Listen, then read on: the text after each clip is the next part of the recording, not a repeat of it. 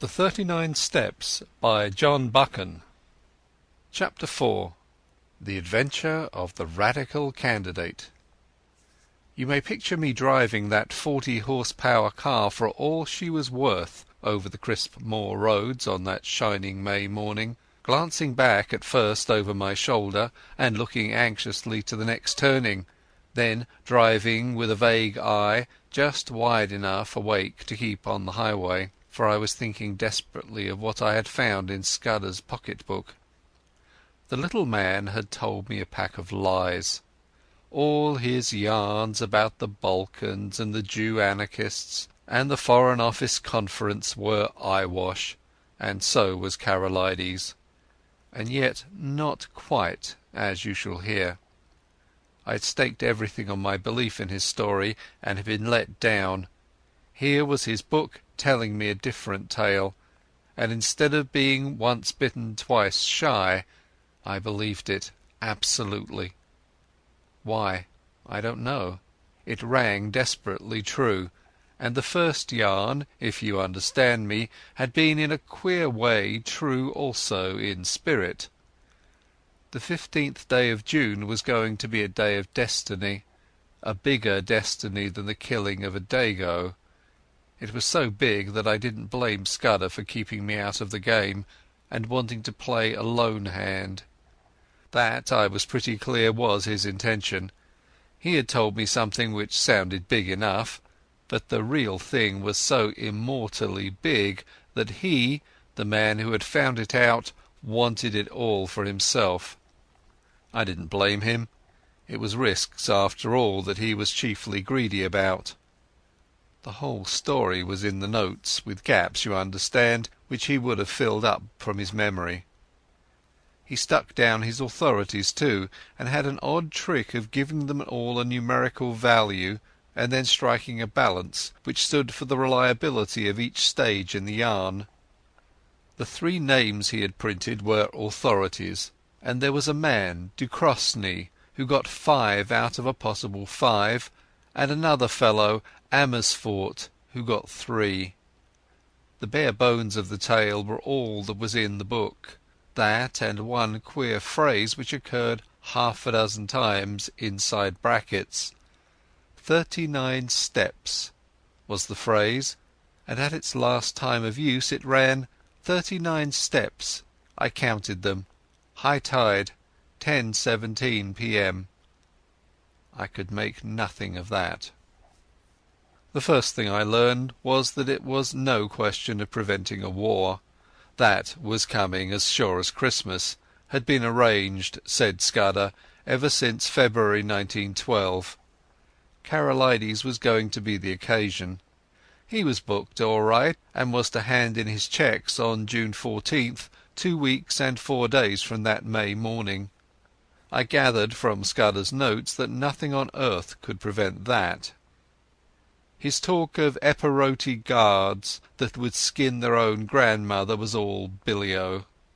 The second thing was that this war was going to come as a mighty surprise to Britain. Karolides' death would set the Balkans by the ears, and then Vienna would chip in with an ultimatum. Russia wouldn't like that, and there would be high words. But Berlin would play the peacemaker and pour oil on the waters, till suddenly she would find a good cause for a quarrel, pick it up, and in 5 hours let fly at us. That was the idea, and a pretty good one too. Honey and fair speeches, and then a stroke in the dark. While we were talking about the goodwill and good intentions of Germany, our coast would be silently ringed with mines, and submarines would be waiting for every battleship. But all this depended upon the third thing, which was due to happen on June 15th. I would never have grasped this if I hadn't once happened to meet a French staff officer coming back from West Africa who had told me a lot of things.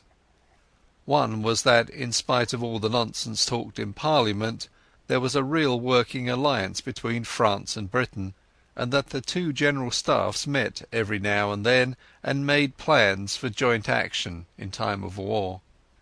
Well, in June a very great swell was coming over from Paris, and he was going to get nothing less than a statement of the disposition of the British Home Fleet on mobilization. At least I gathered it was something like that. Anyhow, it was something uncommonly important. But on the 15th day of June there were to be others in London, others at whom I could only guess. Scudder was content to call them collectively the Black Stone. They represented not our allies but our deadly foes, and the information destined for France was to be diverted to their pockets. And it was to be used, remember, used a week or two later with great guns and swift torpedoes, suddenly in the darkness of a summer night. This was the story I had been deciphering in the back room of a country inn overlooking a cabbage garden. This was the story that hummed in my brain as I swung in the big touring car from glen to glen. My first impulse had been to write a letter to the Prime Minister, but a little reflection convinced me that that would be useless. Who would believe my tale? I must show a sign, some token in proof, and heaven knew what that could be. Above all, I must keep going myself, ready to act when things got riper, and that was going to be no light job with the police of the British Isles in full cry after me, and the watchers of the Black Stone running silently and swiftly on my trail. I had no very clear purpose in my journey, but I steered east by the sun, for I remembered from the map that if I went north I would come into a region of coal pits and industrial towns. Presently I was down from the moorlands and traversing the broad haugh of a river. For miles I ran alongside a park wall, and in a break of the trees I saw a great castle.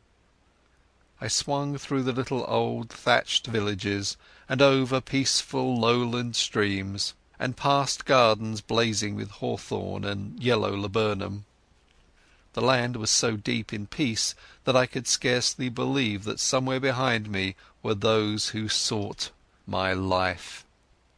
Ay, and that in a month's time, unless I had the almightiest of luck, these round country faces would be pinched and staring, and men would be lying dead in English fields. About midday I entered a long straggling village, and had a mind to stop and eat. Halfway down was the post office, and on the steps of it stood the postmistress and a policeman hard at work conning a telegram. When they saw me they wakened up, and the policeman advanced with a raised hand and cried on me to stop. I nearly was fool enough to obey. Then it flashed upon me that the wire had to do with me, that my friends at the inn had come to an understanding and were united in desiring to see more of me, and that it had been easy enough for them to wire the description of me and the car to 30 villages through which I might pass. I released the brakes just in time. As it was, the policeman made a claw at the hood and only dropped off when he got my left in his eye. I saw that main roads were no place for me, and turned into the byways. It wasn't an easy job without a map, for there was the risk of getting into a farmyard and ending in a duck pond or a stable yard, and I couldn't afford that kind of delay. I began to see what an ass I had been to steal the car. The big green brute would be the safest kind of clue to me over the breadth of Scotland. If I left it and took to my feet, it would be discovered in an hour or two, and I would get no start in the race. The immediate thing to do was to get to the loneliest roads. These I soon found when I struck up a tributary of the big river and got into a glen which climbed over a pass. Here I met nobody, but it was taking me too far north, so I slewed east along a bad track and finally struck a big double-line railway. Away below me I saw another broadish valley, and it occurred to me that if I crossed it I might find some remote hostelry to pass the night. The evening was now drawing in, and I was furiously hungry, for I had eaten nothing since breakfast except a couple of buns I had brought from a baker's cart. Just then I heard a noise in the sky, and lo and behold, there was that infernal aeroplane, flying low, about a dozen miles to the south, and rapidly coming towards me. I had the sense to remember that on a bare moor I was at the aeroplane's mercy, and that my only chance was to get to the leafy cover of the valley. Down the hill I went like blue lightning, screwing my head round whenever I dared to watch that damned flying machine. Soon I was on a road between hedges and dipping to the deep-cut glen of a stream. Then came a bit of thick wood where I slackened speed. Suddenly on my left I heard the hoot of another car and realized to my horror that I was almost upon a couple of gate-posts through which a private road debouched onto the highway. My horn gave an agonized roar, but it was too late. I clapped on my brakes, but my impetus was too great, and there before me a car was sliding athwart my course. In a second there would have been a deuce of a wreck. I did the only thing possible and ran slap into the hedge on the right, trusting to find something soft beyond. But there I was mistaken. My car slithered through the hedge like butter, then gave a sickening plunge forward. I saw what was coming, leapt on the seat and would have jumped out, but a branch of hawthorn got me in the chest, lifted me up and held me, while a ton or two of expensive metal slipped below me, bucked and pitched, and then dropped with an almighty smash 50 feet to the bed of the stream. Slowly that thorn let me go. I subsided first on the hedge, and then very gently on a bower of nettles. As I scrambled to my feet, a hand took me by the arm, and a sympathetic and badly scared voice asked me if I were hurt. I found myself looking at a tall young man in goggles and a yellow ulster who kept on blessing his soul and whinnying apologies. For myself, once I got my wind back, I was rather glad than otherwise. This was one way of getting rid of the car. "My blame, sir," I answered him. "It's lucky that I did not add homicide to my follies. That's the end of my Scotch motor tour, but it might have been the end of my life." He plucked out a watch and studied it. "You're the right sort of fellow," he said. "I can spare a quarter of an hour and my house is 2 minutes off. I'll see you clothed and fed and snug in bed. Where's your kit, by the way? Is it in the burn along with the car?" "It's in my pocket," I said, brandishing a toothbrush. "I'm a colonial and travel light." "A colonial!" he cried. "By gad, you're the very man I've been praying for. Are you by any chance a free trader?" "I am," said I, without the foggiest notion of what he meant. He patted my shoulder and hurried me into his car. 3 minutes later we drew up before a comfortable-looking shooting box set among pine trees, and he ushered me indoors. He took me first to a bedroom and flung half a dozen of his suits before me, for my own had been pretty well reduced to rags. I selected a loose blue serge, which differed most conspicuously from my own garments, and borrowed a linen collar. Then he haled me to the dining-room, where the remnants of a meal stood on the table, and announced that I had just 5 minutes to feed. "You can take a snack in your pocket, and we'll have supper when we get back. I've got to be at the Masonic Hall at 8 o'clock, or my agent will comb my hair." I had a cup of coffee and some cold ham, while he yarned away on the hearthrug. "You find me in the deuce of a mess, Mr. By the by, you haven't told me your name. Twisdon? Any relation to old Tommy Twisdon of the 60th? No? Well, you see, I'm Liberal candidate for this part of the world, and I had a meeting on tonight at Brattleburn, that's my chief town, and an infernal Tory stronghold. I had got the Colonial ex-Premier fellow, Crumpleton, coming to speak for me tonight, and had the thing tremendously billed and the whole place ground-baited. This afternoon I got a wire from the ruffian saying he has got influenza at Blackpool, and here I am left to do the whole thing myself. I had meant to speak for 10 minutes, and must now go on for 40. And though I've been racking my brains for 3 hours to think of something, I simply cannot last the course. Now you've got to be a good chap and help me. You're a free trader, and can tell our people what a wash-out protection is in the colonies. All you fellows have the gift of the gab. I wish to heaven I had it. I'll be for evermore in your debt." I had very few notions about free trade one way or the other, but I saw no other chance to get what I wanted. My young gentleman was far too absorbed in his own difficulties to think how odd it was to ask a stranger who had just missed death by an ace, and who had lost a 1,000 guinea car, to address a meeting for him on the spur of the moment. But my necessities did not allow me to contemplate oddness or to pick and choose my supports. "All right," I said. "I'm not much good as a speaker, but I'll tell them a bit about Australia."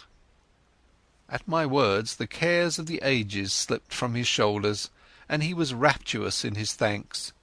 He lent me a big driving coat, and never troubled to ask why I had started on a motor tour without possessing an ulster, and as we slipped down the dusty roads poured into my ears the simple facts of his history.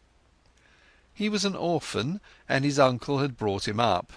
I have forgotten the uncle's name, but he was in the cabinet, and you can read his speeches in the papers. He had gone round the world after leaving Cambridge, and then, being short of a job, his uncle had advised politics. I gathered that he had no preference in parties. "Good chaps in both," he said cheerfully, "and plenty of blighters too. I'm a Liberal because my family have always been Whigs." But if he was lukewarm politically, he had strong views on other things. He found out that I knew a bit about horses, and jawed away about the Derby entries, and he was full of plans for improving his shooting. Altogether a very clean, decent, callow young man. As we passed through a little town, 2 policemen signalled to us to stop, and flashed their lanterns on us. "Beg pardon, Sir Harry. I've got instructions to look out for a car, and the description's not unlike yours." "Right-ho," said my host, when I thanked Providence for the devious ways I had been brought to safety. After that we spoke no more, for my host's mind began to labour heavily with his coming speech. His lips kept muttering, his eyes wandered, and I began to prepare myself for a second catastrophe. I tried to think of something to say myself, but my mind was dry as a stone. The next thing I knew we had drawn up outside a door in a street, and were being welcomed by some noisy gentlemen with rosettes. The hall had about 500 in it, women mostly, a lot of bald heads, and a dozen or 2 young men. The chairman, a weaselly minister with a reddish nose, lamented Crumpleton's absence, soliloquized on his influenza, and gave me a certificate as a trusted leader of Australian thought. There were 2 policemen at the door, and I hoped they took note of that testimonial. Then Sir Harry started. I've never heard anything like it. He didn't begin to know how to talk. He had about a bushel of notes from which he read, and when he let go of them he fell into one prolonged stutter. Every now and then he remembered a phrase he had learned by heart, straightened his back, and gave it off like Harry Irving, and the next moment he was bent double and crooning over his papers. It was the most appalling rot too.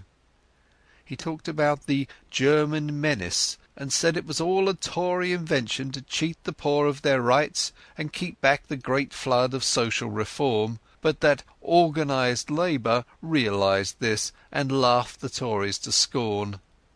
He was all for reducing our navy as a proof of our good faith, and then sending Germany an ultimatum, telling her to do the same or we would knock her into a cocked hat.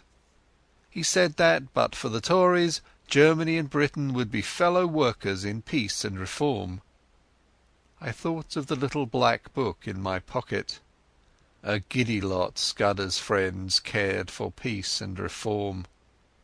Yet, in a queer way, I liked the speech. You could see the niceness of the chap shining out behind the muck with which he had been spoon-fed. Also, it took a load off my mind. I mightn't be much of an orator, but I was 1000% better than Sir Harry. I didn't get on so badly when it came to my turn. I simply told them all I could remember about Australia, praying there should be no Australian there, all about its Labour Party and immigration and universal service. I doubt if I remembered to mention free trade, but I said there were no Tories in Australia, only Labour and Liberals. That fetched a cheer, and I woke them up a bit when I started in to tell them the kind of glorious business I thought could be made out of the Empire if we really put our backs into it. Although I fancy I was rather a success, the minister didn't like me though, and when he proposed a vote of thanks spoke of Sir Harry's speech as statesmanlike and mine as having the eloquence of an immigration agent. When we were in the car again my host was in wild spirits, having got his job over. "A ripping speech, Twisden," he said. "Now you're coming home with me. I'm all alone, and if you'll stop a day or two I'll show you some very decent fishing." We had a hot supper, and I wanted it pretty badly, and then drank grog in a big cheery smoking room with a crackling wood fire. I thought the time had come for me to put my cards on the table. I saw by this man's eye that he was the kind you can trust. "Listen, Sir Harry," I said, "I've got something pretty important to say to you. You're a good fellow, and I'm going to be frank. Where on earth did you get that poisonous rubbish you talked last night?"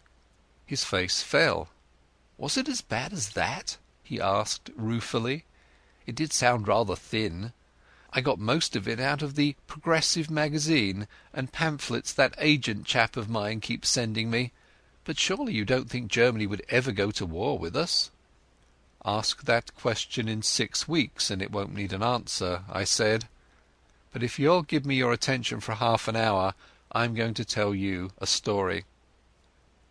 I can see yet that bright room with the deers' heads and the old prints on the walls, Sir Harry standing restlessly on the stone curb of the hearth, and myself lying back in an armchair speaking.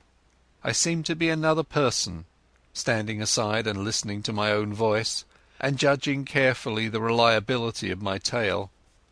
It was the first time I had ever told anyone the exact truth, so far as I understood it, and it did me no end of good, for it straightened out the thing in my own mind. I blinked no detail. He heard all about Scudder and the milkman and the notebook and my doings in Galloway. Presently he got very excited and walked up and down the hearthrug. "So you see," I concluded, "you have got here in your house the man that is wanted for the Portland Place murder. Your duty is to send your car for the police and give me up. I don't think I'll get very far. There'll be an accident and I'll have a knife in my ribs in an hour or two after arrest. Nevertheless, it's your duty as a law-abiding citizen. Perhaps in a month's time you'll be sorry, but you'll have no cause to think of that." He was looking at me with bright, steady eyes. "What was your job in Rhodesia, Mr Hannay?" he asked. "Mining engineer," I said. "I made my pile cleanly, and I've had a good time in the making of it. Not a profession that weakens the nerves, is it?" I laughed. "Oh, as to that, my nerves are good enough." I took down a hunting knife from a stand on the wall and did the old Mashona trick of tossing it and catching it in my lips. That wants a pretty steady heart. He watched me with a smile. "I don't want proofs. I may be an ass on a platform, but I can size up a man. You're no murderer, and you're no fool, and I believe you are speaking the truth. I'm going to back you up. Now, what can I do?" "First, I want you to write a letter to your uncle. I've got to get in touch with the government people some time before the 15th of June. He pulled his moustache. "That won't help you. This is Foreign Office business, and my uncle would have nothing to do with it. Besides, you'll never convince him. No, I'll go one better. I'll write to the Permanent Secretary at the Foreign Office. He's my godfather, and one of the best going. What do you want?" He sat down at the table and wrote to my dictation. The gist of it was that if a man called Twisden—I thought I'd better stick to that name—turned up before June 15th, he was to treat him kindly. He said Twisden would prove his bona fides by passing the word Blackstone and whistling Annie Laurie. "Good," said Sir Harry. "That's the proper style. By the way, you'll find my godfather—his name's Sir Walter Bullivant—down at his country cottage for Whitsuntide. It's close to Artinswell on the Kennet. That's done. Now, what's the next thing?" "You're about my height. Lend me the oldest tweed suit you've got. Anything will do, so long as the colour is the opposite of the clothes I destroyed this afternoon. Then show me a map of the neighbourhood and explain to me the lie of the land. Lastly, if the police come asking about me, just show them the car in the glen. If the other lot turn up, tell them I caught the South Express after your meeting." He did, or promised to do, all these things. I shaved off the remnants of my moustache and got inside an ancient suit of what I believe is called heather mixture.